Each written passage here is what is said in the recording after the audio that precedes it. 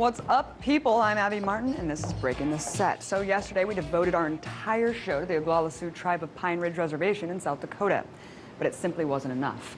And so tonight, we'll continue to explore one of the most important and underreported issues in America today. The abysmal failure by the federal government to uphold centuries-old treaties and the avenues that the Sioux people are taking to empower themselves and build a sustainable future. Now let's break the set.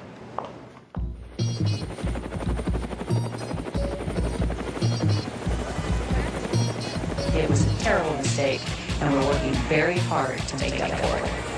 And once again, we put something on the air that's a flat-out lie. Have you ever had sex with Governor Rick Perry?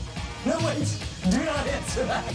I want you to watch what we're about to do because you've never seen anything like this on television.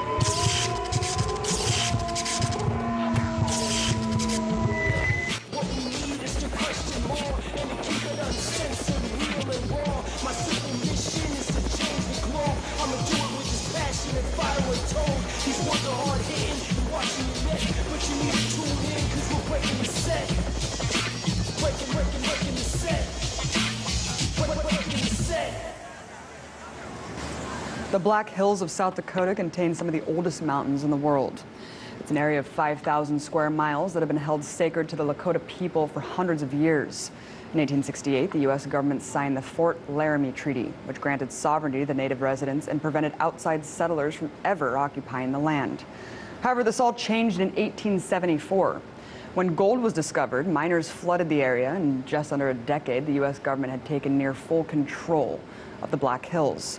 Fast forward a century to 1980, when a landmark Supreme Court decision granted $106 million to the Sioux for both damages and ownership of the land. But tribal leadership refused to entertain the notion that the Black Hills could be bought. With interest, the offer by the U.S. now sits in a trust, and it's worth over $1 billion. And although there are rumors of potential negotiations happening, nearly every single tribe member I spoke to was adamant that the Black Hills are not for sale. For Western minds, it's kind of hard to grasp why the second most economically devastated community in the country would turn down $1 billion. So I sought to find out why. Our culture, our language, our songs, our ceremonies, all of the earth, water, wind, sun, everything that, coexists on the earth here, we're related to, and everything that is comes from the Black Hills. The Black Hills, my grandfathers told me, it's really powerful, really spiritual. There's no money or price you can put on that. And so that's the reason why we never sold it. All the land within this red border that is not dark brown was stolen by the federal government and given to the white people. The Black Hills should be restored to its proper ownership.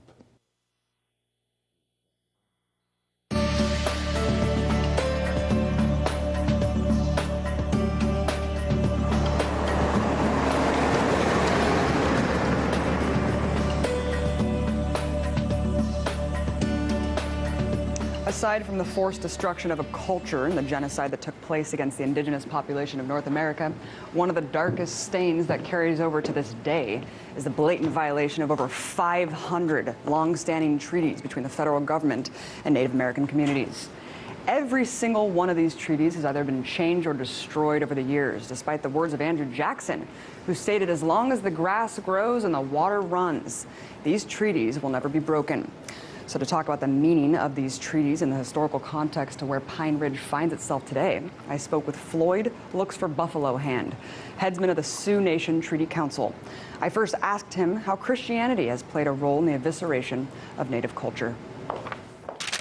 European American immigrants was takers. They're not givers. And it all starts from Christianity, the hierarchy of the Papa Bull. So what has happened since then, they used the tool of Christianity, the Europeans, to control, and because I was in the military. And I kind of felt awkward afterwards going from this country to another country, because that's not the way I was brought up. If the Europeans are so smart, why can't they speak our language? Huh? If they have doctorate degree and everything, why can't they speak our language and live the way we live?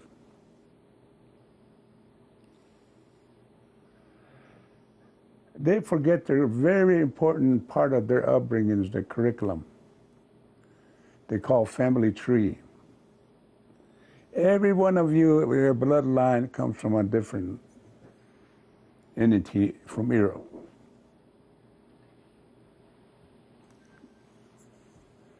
So this is what has taken control and divided over 34 million native people killed here on behalf of Christianity.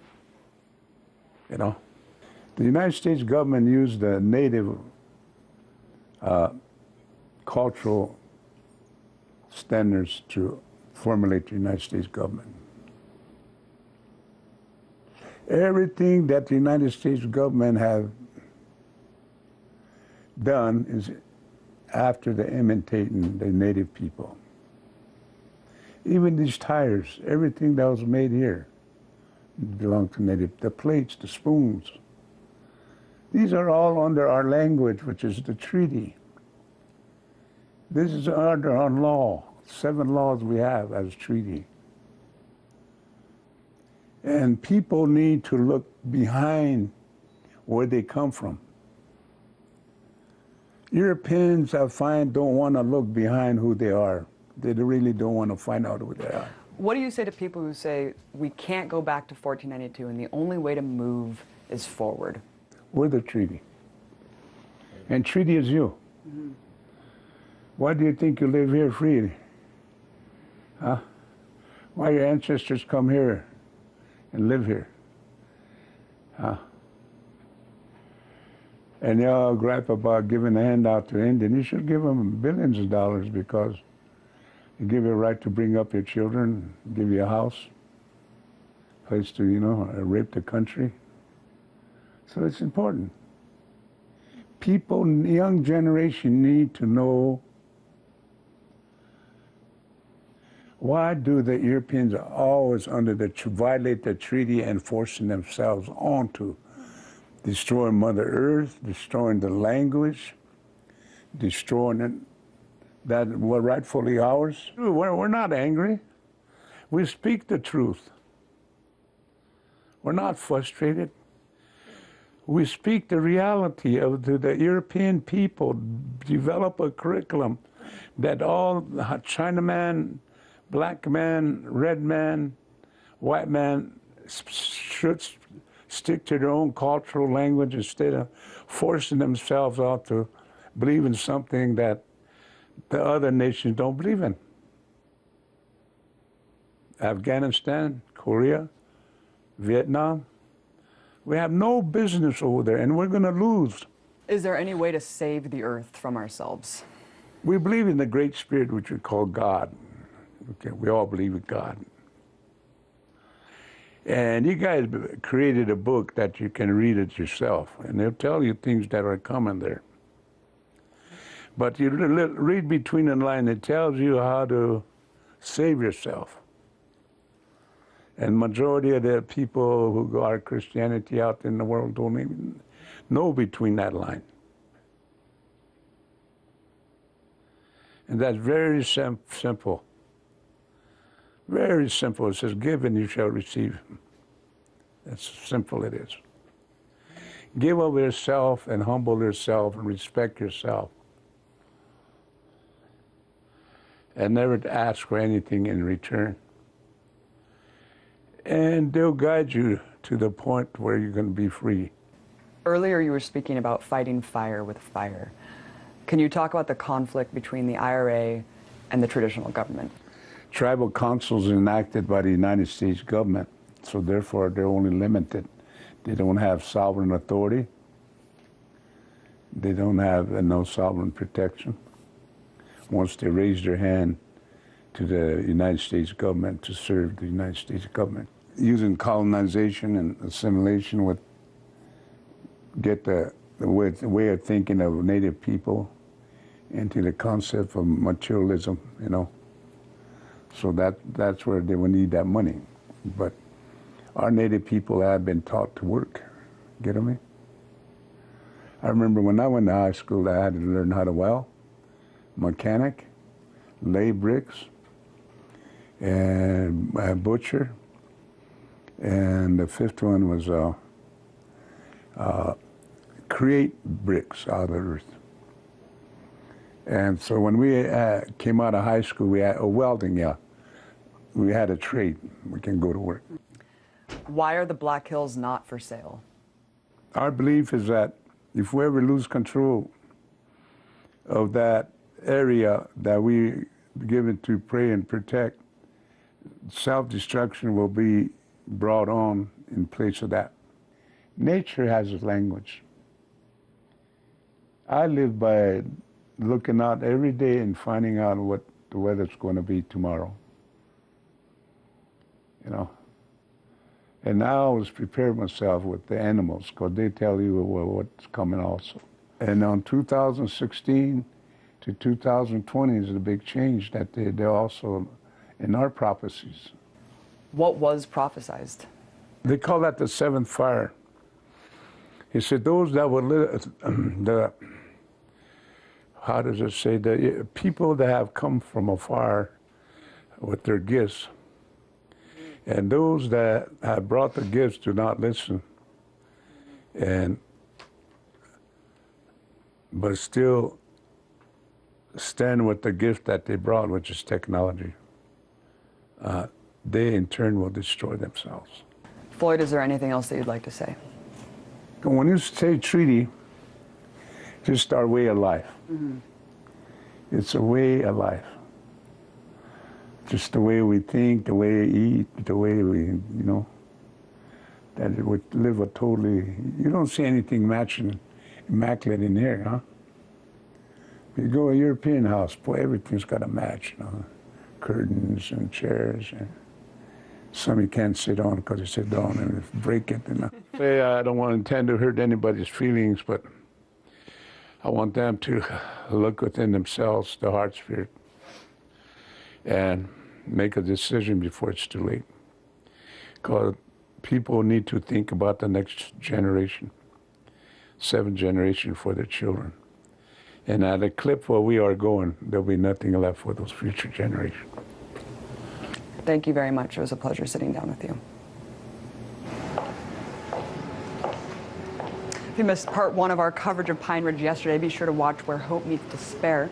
Where Despair Meets Hope on youtube.com/breakingtheset. I'm also pleased to let you know that yesterday was our 300th episode and that we just hit 10 million views on our channel. So thank you everyone for watching and subscribing. Stick around for more on Pine Ridge right after the break.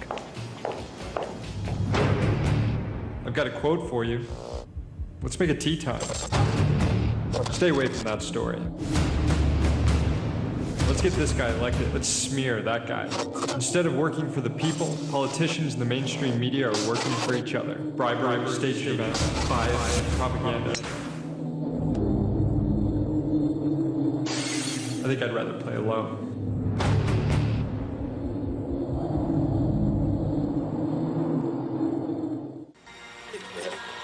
Five seconds. And over the mic is all fueling to go. Did you know the press is the only industry specifically mentioned in the Constitution? Stand by. That's because a free and open press is critical to our democracy. Track Alpha. Roll Alpha. In fact, the single biggest threat facing our nation today is the corporate takeover of our government and our press. Stand by, camera 1. We've been hijacked by a handful of powerful transnational corporations that will profit by destroying what our founding fathers once built up. I'm Tom Hartman, and on this show, we reveal the big picture of what's actually going on in the world. We go beyond identifying the problem. We try to fix it. With rational debate and a real discussion of the critical issues facing America. Stand by on camera, go. Ready to join the movement? Then welcome to the big picture.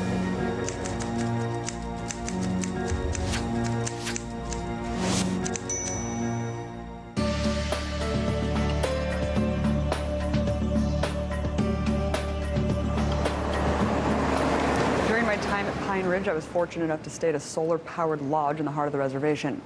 It was built single-handedly by Henry Red Cloud, the fifth-generation descendant of Chief Red Cloud, the only Native American warrior to ever defeat the U.S. Army in a war, and one of the most important leaders in American history. Today, Henry uses his lodge to conduct workshops on renewable energy and teach the Oglala Sioux tribe everything there is to know about solar and wind power.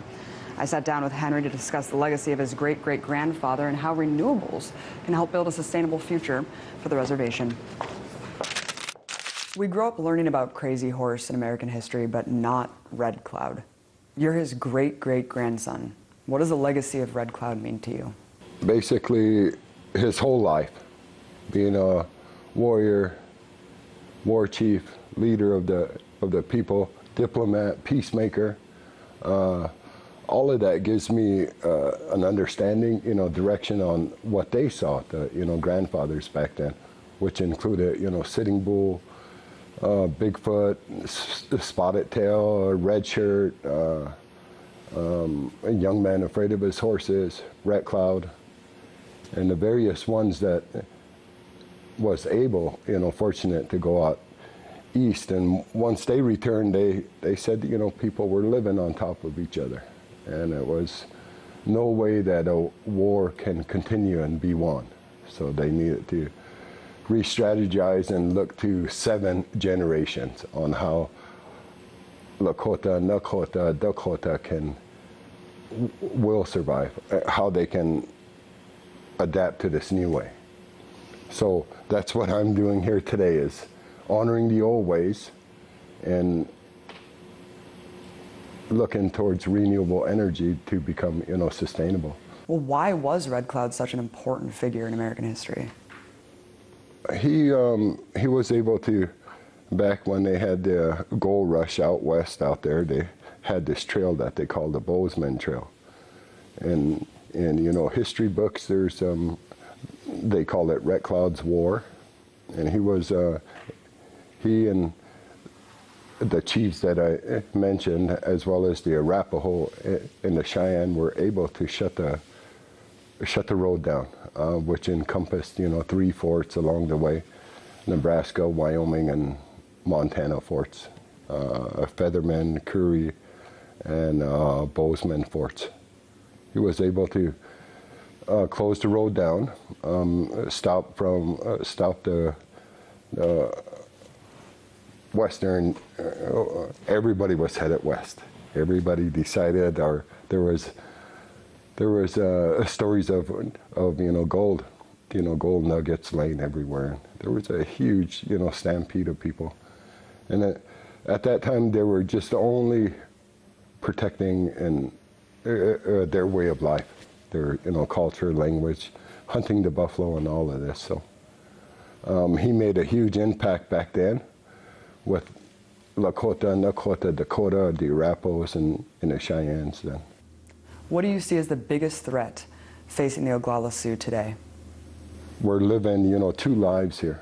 We live the Western culture, Eastern culture, as well as our own. So we're living, it's like 2 different thought patterns. Is to rally the community. We still have the Tioshbaye concept here. Family, extended family, and that community. And to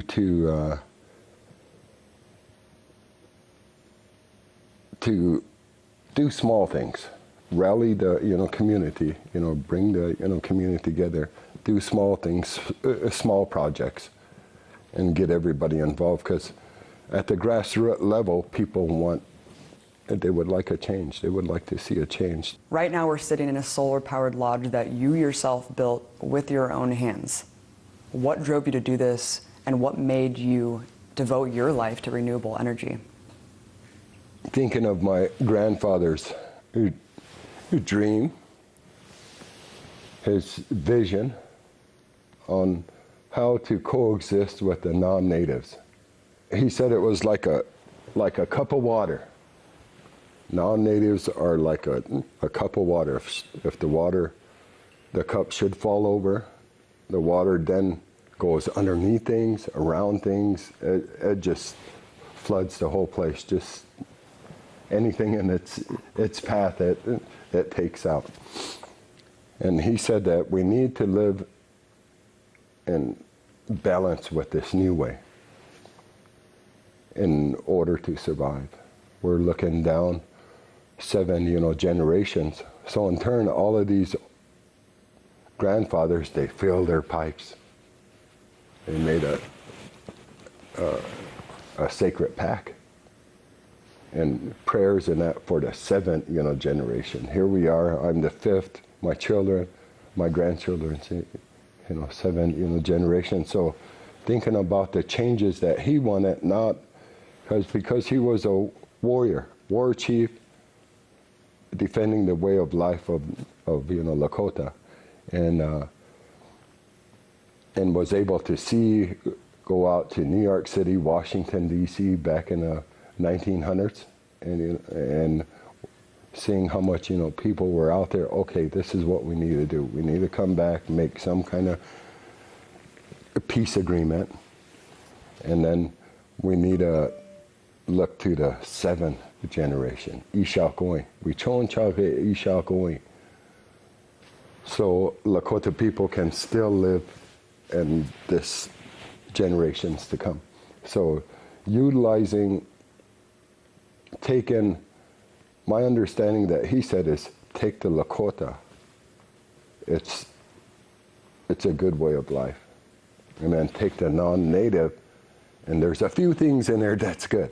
Take those, combine them, and come up with a unique thing that you understand and the non-native understands. How realistic would it be to implement renewables across Pine Ridge, and what renewables work right now on the reservation? We're in an area, we were put in the area where it's so windy and the sun shines all the time. It gets so hot, and we have here we have over 300 days of sunlight, per year, and the wind blows all the time. So we're put in all these areas where over time, now it's been 40 years, over time, we have something, and it's something that we're already embracing in a real deep sense, our language, culture, and all this. And so we have all of this, now it comes back full circle. We have a commodity, we can do something. But we think big, wind farms, solar farms. I have been doing renewables now for 15 years here on the res. Started out doing it just as a hobby, stumbled on the fact that, hey, this works, this can really, and as well as creating jobs. When it comes to the overall problems humanity is facing today, materialism, consumerism, endless war, what knowledge do you think humanity can learn from the Oglala Sioux tribe? I believe that, at some point in our lives, we all, some people, we refer to it as a walkabout. We're not, really connected. So we go out, we leave. We get to a certain age, then we go out and leave and say, okay, take a walkabout. It can be working here, going, searching, and not really, some people walk all their lives, walk about all their lives. It's getting reconnected to the earth, getting reestablished, taking roots and getting, and some people take this walkabout, be gone for 3-4 years and say, aha, I know what to do now. I know what I have to do. And it's basically just getting reconnected to everything that's, natural, the earth, the wind that blows through your hair, and the sun, and all of this stuff, just getting reconnected. Where do you see Pine Ridge 10 years from now? There is a change. There is a change coming. We've been, I believe that, Pine Ridge is we're headed for something really good. Economically, everything that we've been trying to do for the past 140 years. Things are going to happen. Because all of these old guys, the grandmothers, the grandpas at that time that made the sacred pact for 7 generations, here we are. Okay, we got the Isha going now. Babies are here. So the next, 10 years is going to be a positive change. Things are going to change. Of course, when there's a huge, change, there's a change within oneself. There's always, something there on a road, a stumbling block or something. But we, nevertheless, just, move forward. I see a good, within the next, 10 years, with, current knowledge of people here on the res, there's going to be a huge change. Henry, what do you think your great-great-grandfather Red Cloud would say if he saw Pine Ridge today? Probably cry. I think he would cry. He had one of the grandfathers had a vision, but I think he would cry, feel bad, embrace people, and tell people, reassure people that things are going to be good. To give that power hug. That's what we all need to do, is give each other, power hugs, pat on the back, you're doing great, just, keep on going, how can I get involved, how can I help? And so, if he should, come back, I think some emotions will happen, but he'll be happy. He'll be happy, he'll be seeing what, people are doing, not only myself, but there's a whole array of, people here doing stuff. And he'll encourage unity, which, needs to happen. At one time, the, tribe was all unified. The, tribes were working together, moving together, harvesting together, doing all of these things together. Going to war together, defending their way of life, defending the, children, grandmothers, the, females. And I think he would reassure that things are going to be great. Well, clearly the spirit of Red Cloud lives in you and lives in millions of people still today. Thanks for sitting down with me. It was a great inspiration to talk to you. Thank you. Thank you. Finally, from Pine Ridge, hear their prayers for the tribe and the world.